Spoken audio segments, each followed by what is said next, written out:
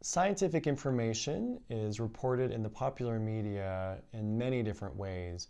Oftentimes, these scientific studies are not reported accurately in the media articles. What we want to do in this tutorial is to show you some examples of some media articles and to walk through the ways that they are reporting on the various scientific studies. To begin with, we're going to look at this media article that has a fairly big claim. 4 big reasons women should never do steady state cardio. So it's a pretty big claim, and let's just look through this article to see what type of scientific evidence they might be using to support this claim. So here they say, what if I were to tell you that women should never do cardio? That's right, I said never. So this is a pretty big claim to say that cardiovascular exercises are not beneficial for women for various reasons. As we go through and looking through the article, the author of this article is providing a variety of different reasons here for it decreases T3, it decreases testosterone, it decreases growth hormones, and increases cortisol. We're just going to look at one of these claims here. So if we look through this, it increases cortisol. So long cardio sessions increase levels of the stress hormone cortisol, and here's a little link here to a reference here, which if we click on that, it takes us to the scientific study.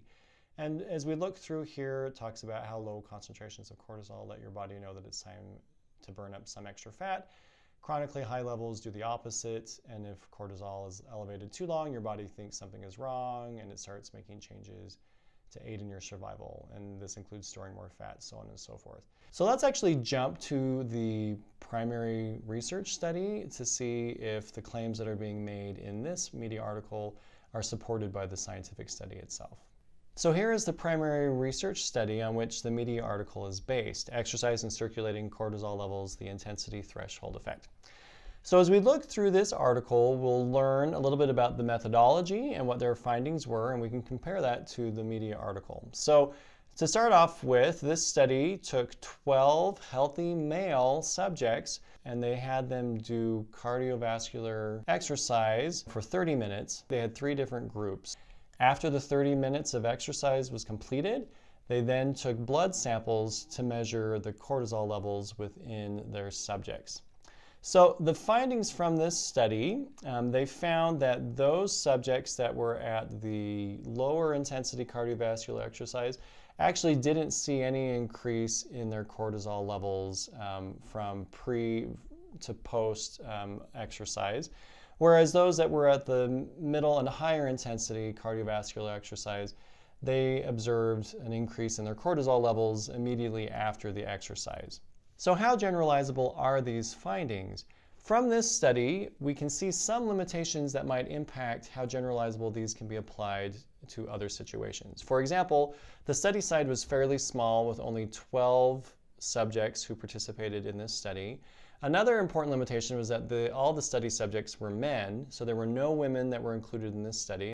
So another limitation is that the study subjects were all healthy men who were fairly athletic, exercising on a regular basis. So this might mean that it might not be as generalizable to a broader population with varying exercise regimens.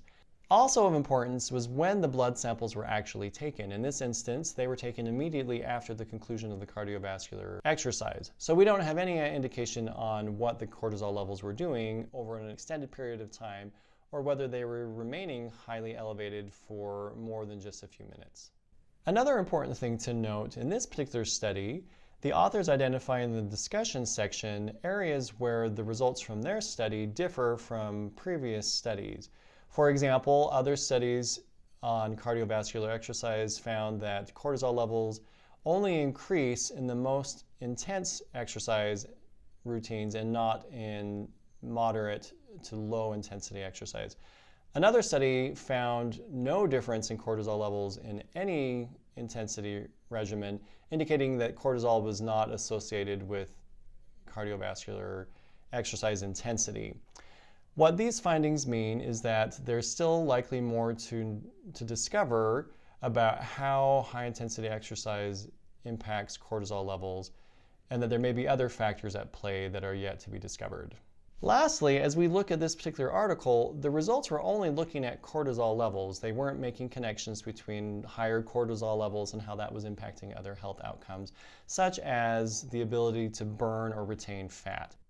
So let's jump back to the media article and see how well the results from the primary research study support or refute the claims that the author is making.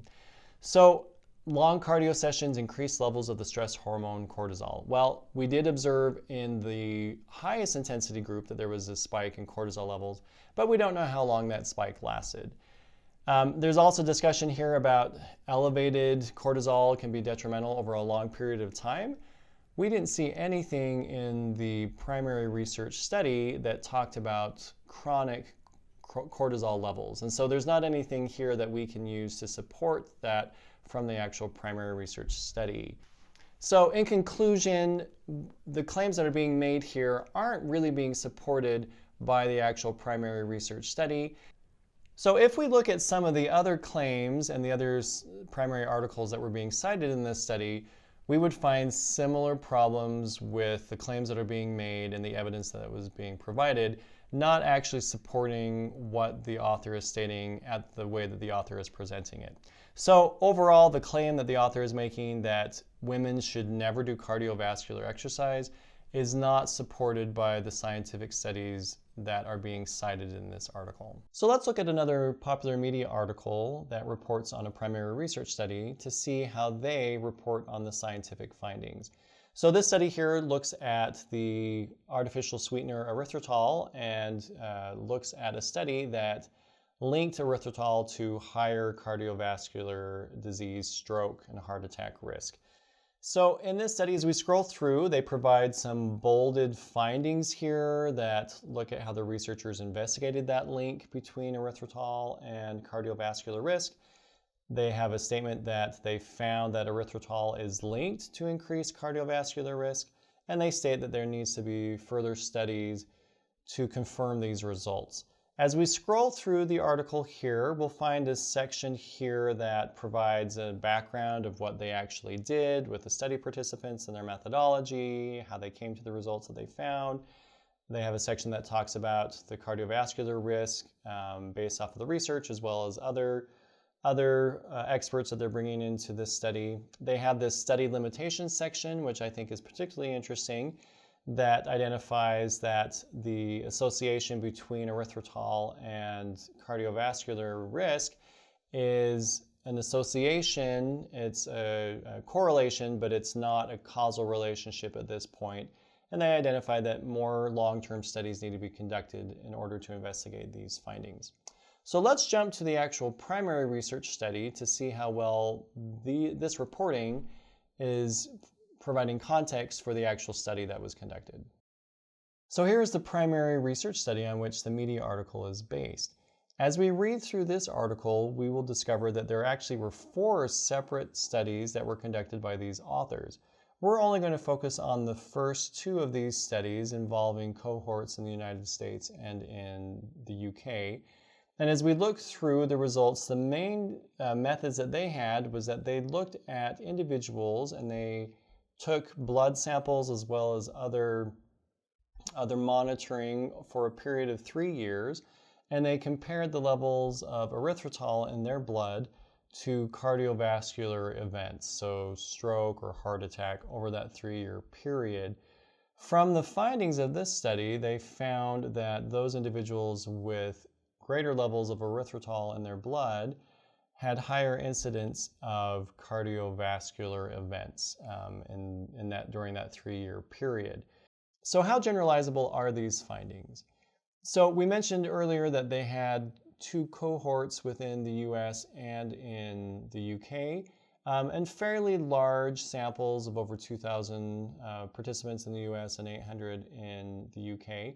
There are some questions on how individuals were brought into these studies. They may have been more prone to cardiovascular events because they were being recruited at these clinical settings. The authors identified that this is a correlation, but that it isn't actually determining that erythritol caused these cardiovascular events.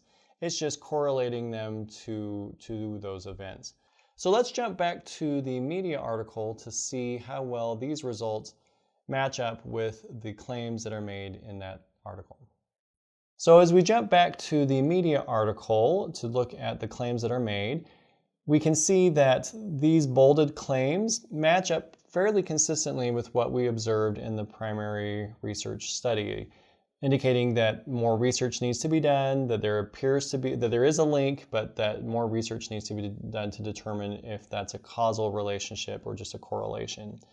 As we go through the article again, the methodology that they provide matches up well with what we read in the media article, and so they're reporting well on how this study was conducted, and they identified the specific study limitations that we've already discussed on the causal, whether it's not a causal relationship, but at this point, future research needs to be conducted to determine if there is a causal relationship between erythritol and cardiovascular events.